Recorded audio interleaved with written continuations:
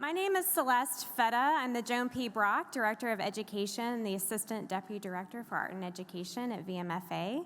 Oh, thank you. Thanks. So delighted to have you all here. And like Valerie said, it does take a village. And we appreciate you all being part of that village. And of course, our sponsors for helping us get here as well. So I do want to thank those who made it possible today, the Terra Foundation for American Art, with additional support from the Community Foundation for Greater Richmond and Capital One Voices Business Resource Group. So thank you to our sponsors. Yes, thank you. I have had the honor and fortunate to work with all of the speakers who are going to be part of our panel coming up. As a person who is born in Richmond, grew up here, and still is here, I've really seen what Dad would call transformative work that these folks have done. Dr. Lauranett Lee, Omilade Janine Bell, Anna Edwards, and Brian Palmer. This group of people are champions for our city and have worked hard to tie the stories of our past with generations of today. Moderated by the remarkable Todd Waldo, founder and principal consultant of Hugh Helen LLC, this panel will discuss the work of local community activists and organizations striving for a more inclusive history of the city of Richmond. Please help me welcome the group to the stage for their presentation, Preserving Our Histories, a panel discussion. All right, good morning, VMFA. Good morning to all of you. Good morning to the folks who are with us at home, online, nice and comfortable. Thanks for being present. Thanks for being here. Thanks for making that choice and that decision to be with us. While we're talking, we're going to have some images on the screen just to give you some background, some context, a little wallpaper to help set the environment for our dialogue today. And as we mentioned, hold your questions, because we'll have time with us and Bonnie when we are done. So with that, I'm setting my timer to keep us on track. Janine, I want to start with you. When you consider enslaved Africans and the journey that they took, and that's an enduring presence for us. It's still here, we can still feel it. That history, how does that both ground you, but also direct the work that you're doing every single day? Thank you for asking that, and thank you. And that's for Janine. Oh, you see, I'm ready. You are ready. You are ready. That's for Janine. And here's the thing. We are going to flow a bit, but we're going to start with Janine. And I got something for you. I do have something for you, because I'm coming to you actually next. But Janine, as you think about that, how do we hold that? How does that ground and direct what you're doing every single day? Thank you. Thank you, Todd, and good morning, everyone. It's wonderful that you chose to be here with us today. And when you ask that question, Todd, what resonates with me is the spirit of the water. The spirit of the water, the Afro-Atlantic.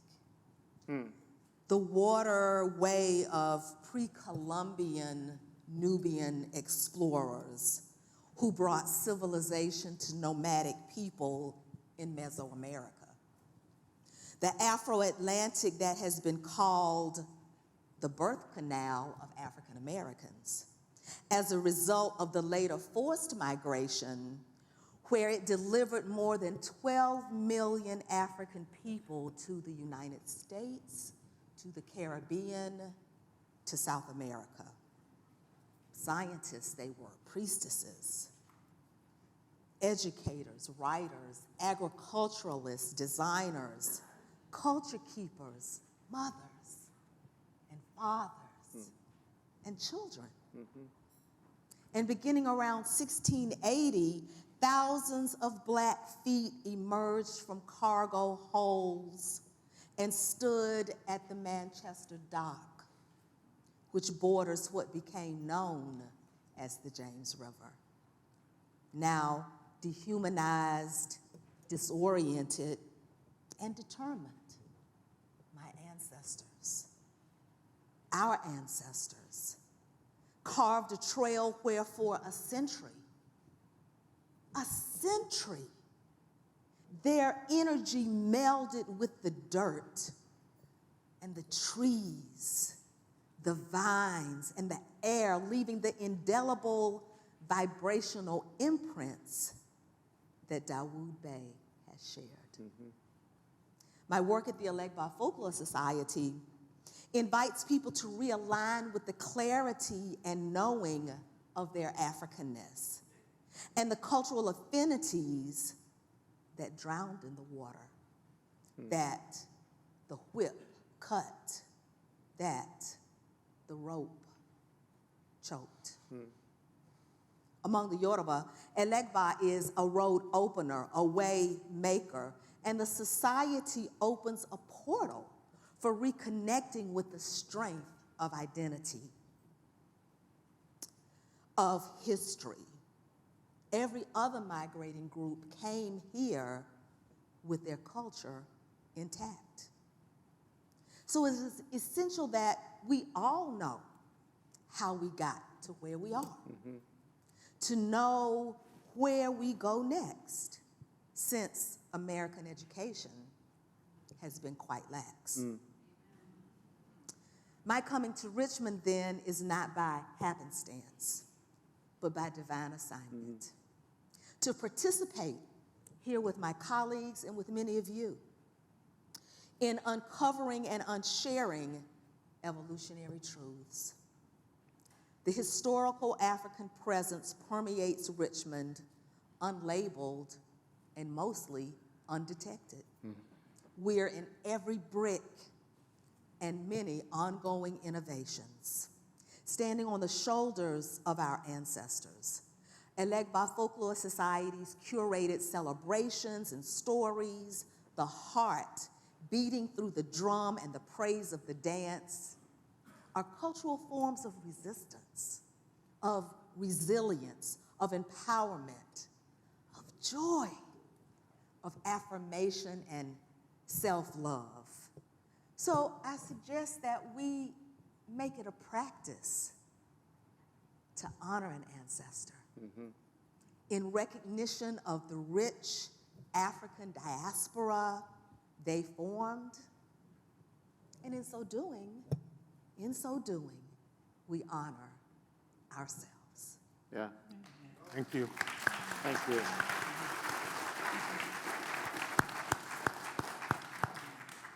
Anna, I think about your work in Shako Bottom. So Imani called out Shako Bottom, and I'm curious about Shako Bottom and its importance to Richmond's history, to our Virginia history, and as we talked about a little bit last night with Clint Smith, our now global history all kind of comes to Shako. So and the importance of Shako in your work. Sure. Good morning. I am going to start by reading what I wrote last night, or thinking about this. But then I do want to make a couple points about storytelling, education, and meaning, right? So the Defenders Sacred Ground Historical Reclamation Project was formed to carry out the reclamation of Richmond's Black history in Shako Bottom by building the awareness of the history and the presence of the burial ground that we have called Richmond's first African burial ground, and the significance of Gabriel's Rebellion, an event that encompasses people and the times in which it took place, to a more complete understanding of the post-revolutionary new nation and Black people's efforts to end slavery. That initial intention expanded as our knowledge and contemporary need evolved. The sites in Shako Bottom are important to national history and to the informing of our local history and the narratives that we use to define and convey who we are in the nation. The protection and the preservation of this site is critical. Obviously, I sound a little bit advocacy right this second. So the protection and preservation of this site is critical because we are only just beginning to comprehend Richmond's role in one of the most important developmental components of the history of the United States and its society. The trade in enslaved Africans from 1619 through the Civil War and further, its systematic entrenchment of white supremacy as a way of Virginia life, with direct impact on the apartheid and eugenicist systems of South Africa and Nazi Germany. And those are just the big names. A global impact.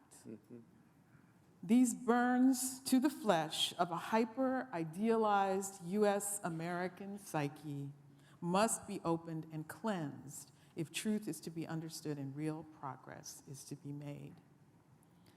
The local aspect of the work is intended to be a field upon which we reflect the issues that have been at play for the collective Black community. Malicious constraints based on race and fear and a white supremacist ideology that crafted customs and practices no people should have to face. Not in a society that professes to be so different from what came before.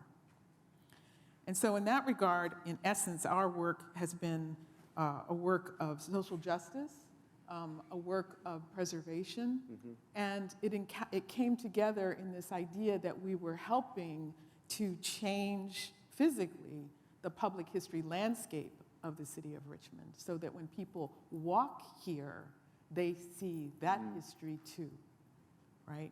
And then the last thing I want to show in this moment is I don't have permission of this beautiful family to do it, but the last piece of this, and I love, because whatever I'm saying is utterly connected and part of the threads of everything that is coming out of this.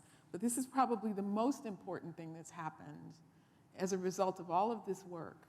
And is that when we were celebrating our 21st sort of program on the African burial ground on October 10th of last year, in the preparation hours before, I walked around the site just to walk around it. And I saw this beautiful family, a mother and a father and 3 children. And they were just making their way from place to place, the Lumpkins jail site, the Devil's Half Acre, the burial ground. And after a while, I decided to interrupt them and ask them, what do you do? Right? And they said that the 2 of them had been students at VCU in the Department of African American Studies 10 years before, had met, had married, had started their family, and had determined that because of what they learned at that time, that they would raise their children in the ritual practice of coming to Richmond around October 10th and have them experience. They talked, but it wasn't like they sat down and lectured them. But every year they come and make this pilgrimage to this place to see and to sit and to be there together. I'm done. No, you're not.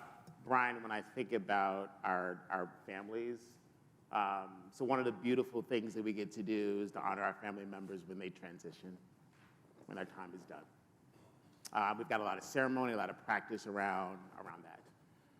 When I think about the dignity that we bring to enslaved Africans, to our family members, to our ancestors, and the work you're doing, how does that connect to this struggle against, and it's across generations, bigotry, discrimination, marginalization? Like, how do you connect the two, the work to really bring dignity to where folks are laying, but also that generational fight against bigotry and marginalization and discrimination? Well, the connection is direct. If you're seeing some of the pictures behind me, they're from Evergreen Cemetery, a historic African-American site.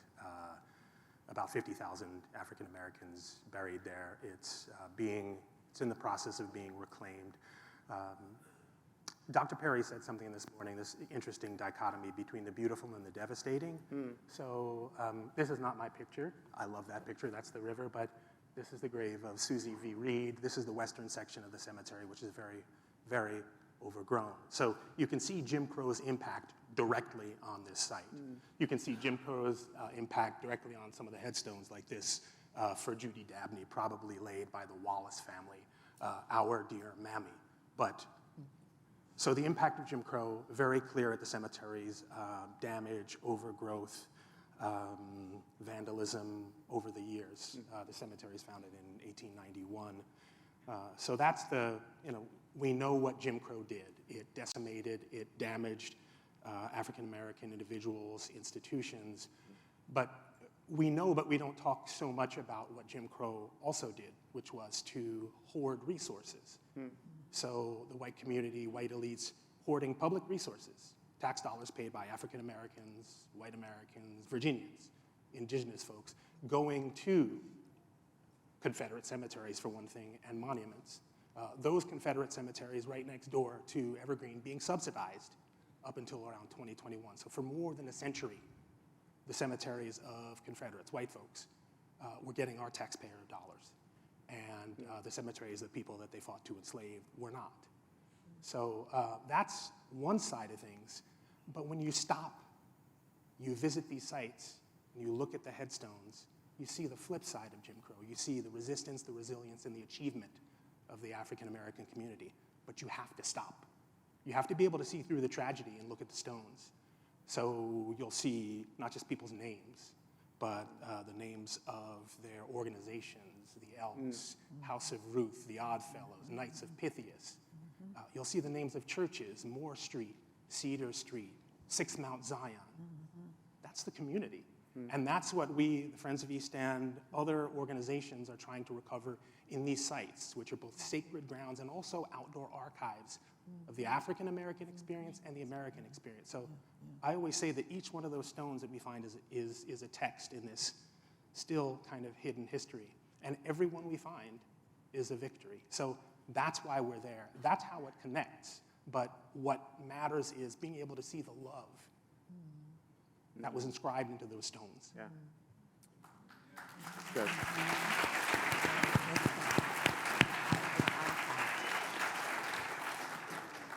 I think you're all reminding us these are stories of human beings. And when we were robbed of that, that was taken away from us. Lauranett, you're a public historian, and you apply some scholarship. Like, you have this practice of helping us better understand ourselves. That's really important. I'm wondering about that work and how, for Black folk, we have to better understand ourselves and why that matters. But why does it matter to everybody else as well? Why is it important for Black folks to experience that, but also why is that important for everyone to experience that? Thank you for asking, because when we consider what it is that will help us heal, we need to know our past, and not just as a people, but as a nation, as a country. We have not learned our history in its fullness. We have been denied the education that includes all of us. And so when we think about how we can be better, we need to go back and look at our past and look at the ways that it is impacting us now, the disparities that we see in our society, the inequities. Where do they come from? They come from our past. And that is something we have not really grappled with at all. I really appreciate what you said about funerals and the ceremonies that we have.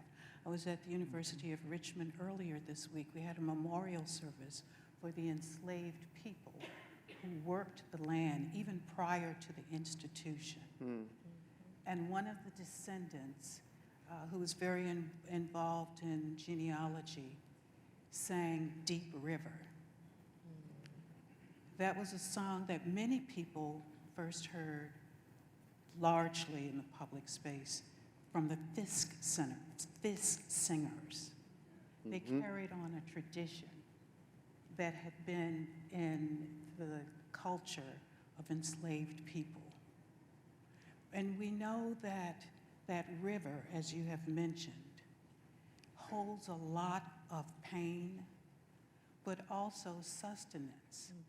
And that is something that when we, all of us who go on to the James River for recreation, we don't think about that past. We don't want to think about that past. It's heavy, it's hard. But what does that mean when we neglect that part of our history and the people who landed here on the Manchester docks? I was very fortunate yesterday to take a tour with Omilade, and it was overwhelming. And it makes you realize that the past is not really past at all. Not at all. And so when we moved through that space, I felt the energy of those who had come before. And I remember how oftentimes, and I'm from the country, Chesterfield isn't country now, but I remember running through the woods, looking out for poison ivy, looking out for snakes. And it made me think yesterday, what did our ancestors look for? How did they maneuver after having taken that horrific trek across the ocean? And how did they manage as they moved through this city? And I thought about that when I came to see the exhibition. And the first words I saw were stony the road we trod, bitter the chastening rod, felt in the days when hope unborn had died, yet with a steady beat, have not our weary feet come to the place for which our fathers and mothers sighed. But you have to ask, have we really come to that place? We're better off than we were, but there's so much more we need to do. And so moving through the exhibition, I saw a quote from Dawood that said, "I am working in the space of the imagined." And he helped us imagine what it could be like when we heard the sounds, that the sonic dimension of this exhibition can take you back into time and engage all of your senses. You hear the footsteps, you hear the heavy breathing. You enter into a space that is imagined, but that people actually did live. And you realize that you are part of that humanity. All of us are. And so it's not only for the benefit of people of African descent, but for all of us, especially when you consider what's going on in the world now. We're faced with wars. We're faced with people crossing borders, children crossing borders. And so this exhibition, Dawood, touches us in our very core. And it brings us to that point of knowing that we are all one. And we need to really pull together and heal from our past. Thank you.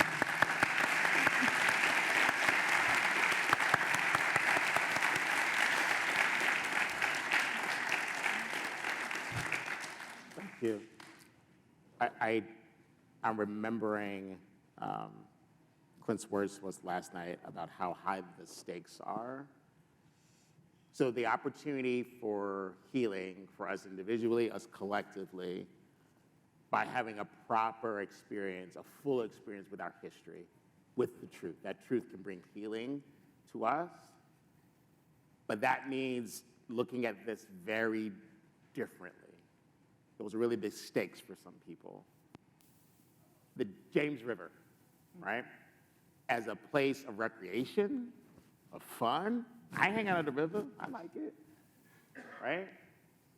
But also a place of grief, of horror sometimes, especially if you go back to this experience of our indigenous people, the first people who were here. I'm wondering about, this is for any of you, I'm wondering about your connection to the river. Like today, like how does the river show up just like in your life, but also in your work? Dowell gives us an amazing experience at the river. And it's beautiful. I'm wondering, how does the river connect to your work and into your life as you're moving through your historic work, but also as you're living in the city? Well, I just wanted to say one thing first. Richmonders may know who they're looking at. These are the cultural leaders upon whose work I have built and from whom I have learned. Dawood has been to East End and Evergreen cemeteries and supported our work.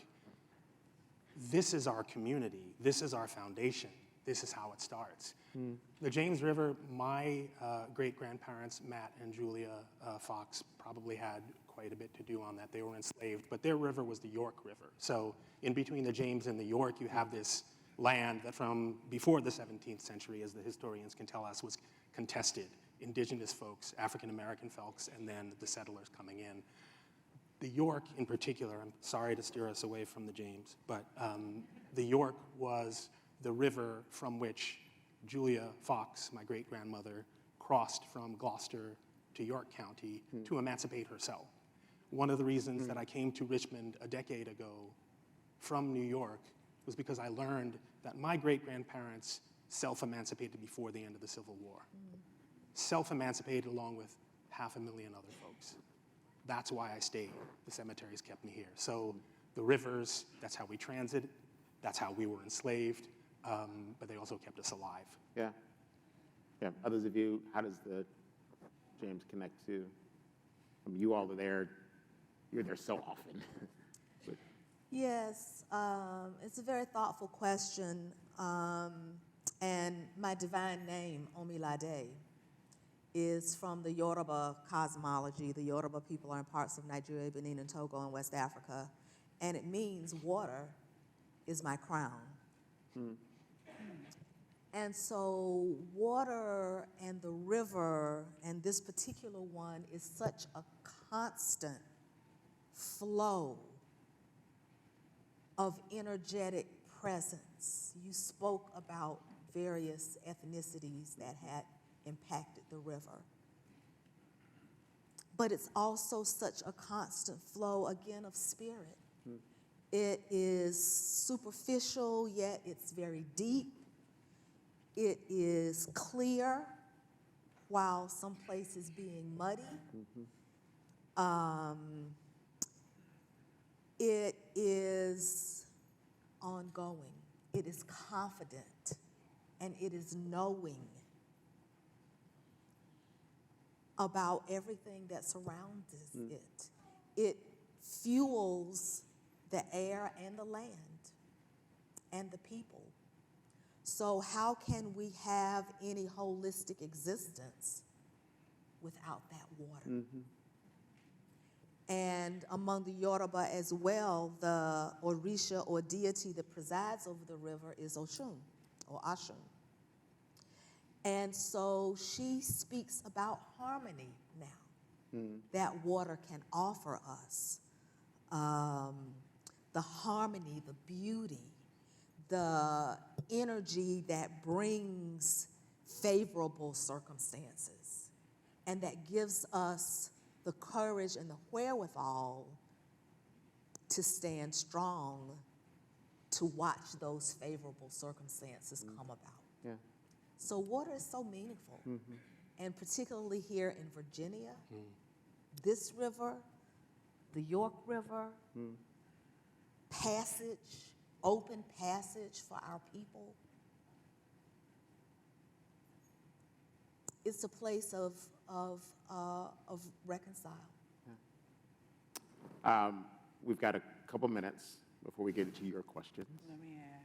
You want to add? Yes. Add, and I will, please, add. Thank you. When I think of the river, I think of Langston Hughes' poetry, The Negro Speaks of Rivers. There's a particular line that resonates with me. My soul has grown deep like the rivers. And because I'm a historian and have worked with primary sources, particularly looking at documents that identify enslaved people, we know that many of them escaped by the river.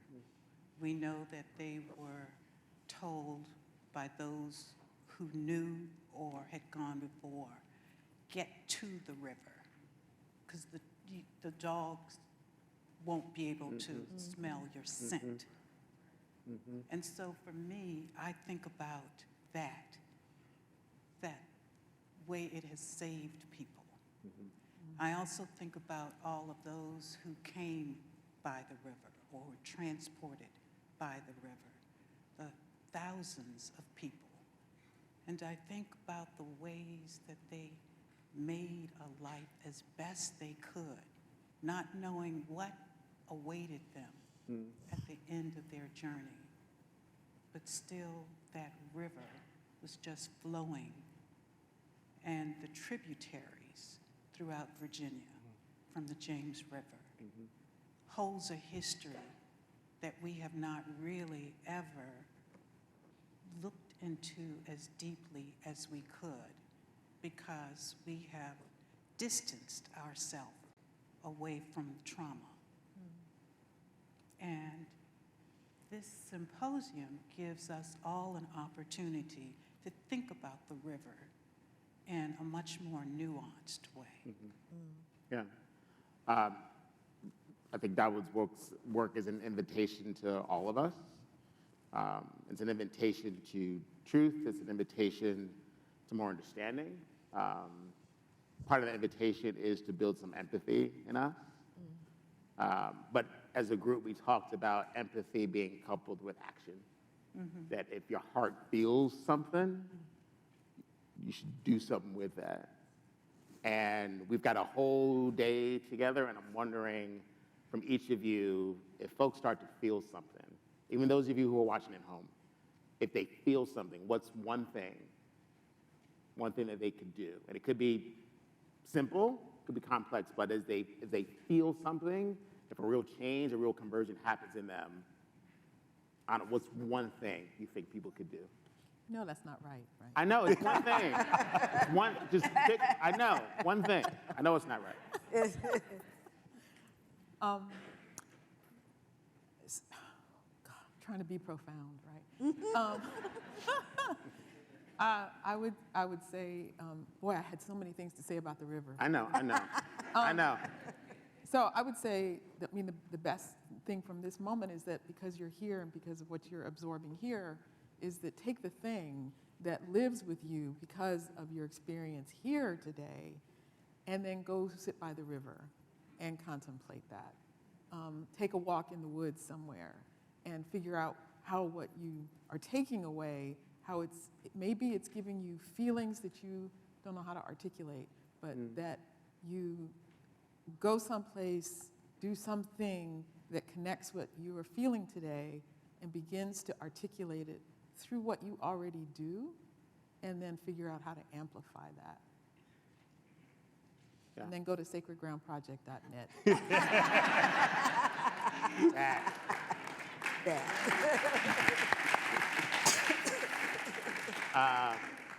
Brian, one thing people can do. So when I talk about those two cemeteries, I neglected to talk about the thousands of other long-abused African-American cemeteries across the South and across the country. So I would look into those, look into what has happened, say, in Bethesda, Sugar Land, Texas, and also the success stories in Charlottesville. Daughters of Zion Cemetery, Preservers of the Daughters of Zion have cooperated with the city of Charlottesville and Preservation Virginia and just did a beautiful job. It brings me to tears when I go there because I see the possibilities there. So that's what I would say. Okay. One thing, what can we do? You know, sometimes the things that we know the least about, or the things that we fear the most, or the things that challenge us the most, we remain silent. So talk about it. Because blending that energy that's inside of us with the universal energy is the thing that moves flow. Talk about it with anybody, with your friends. Talk about it among yourselves right here today. There's going to be another break soon. And then pick up a book. I remember during the social justice protests and outrage in 2020, and people flooded into the Elegba Folklore Society's Cultural Center. What do I need to know? What can you teach me? What book should I read? Where should I start? Start now. With that conversation, with any book, with the images that are all around this museum, and certainly with Elegy. Gather your thoughts. Talk to people in your family, elders in your family who may have been silent for decades, who probably want to say something too, really. And get it out in the air. Get it out in the air and let light shine on it. Yeah. All right. One thing.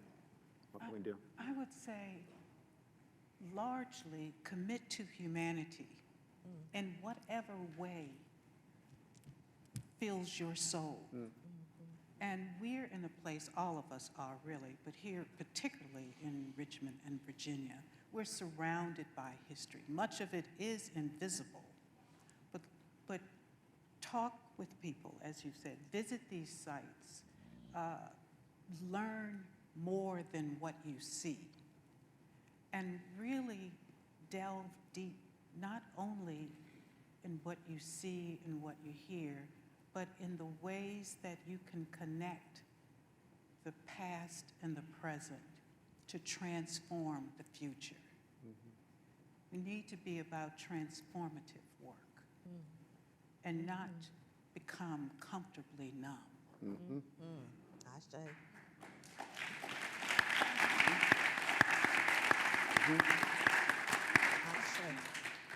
I'm a historian and a Baptist, so I'm winding up. But I'll stop. All right. If I can offer the great words of one of my favorite philosophers, Brother James Brown. Get up, get into it, and get involved. Okay. BMFA, please show your appreciation to this gift to us, this great panel.